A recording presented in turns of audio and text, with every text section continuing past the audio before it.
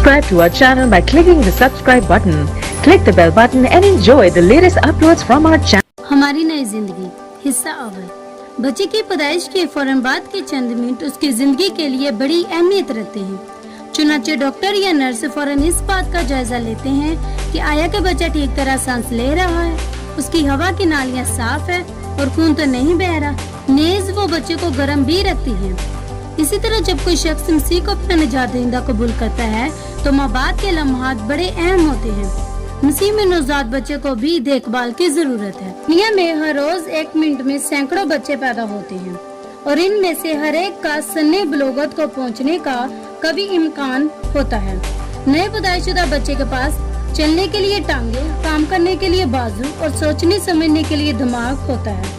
उसके पास खाने के लिए मुंह और हजम करने के लिए मैदा होता है ताकि वो बढ़ सके और मजबूत बन सके। यहाँ तक कि जब वो पैदा होता है तो उसके दांतों की जड़ें भी मौजूद होती हैं। नवजात बच्चा हकीकतन एक मोजज़ा है, लेकिन हम भी एक मोजज़े से कम नहीं। अब हम वो नहीं रहे जो मसीह यीशु को अपना निजात दहिंदा और खुदावंद कबूल करने से पेशतर थे। जो ही हम ईमान लाए हमारी तमाम जिंदगी नई बन गई।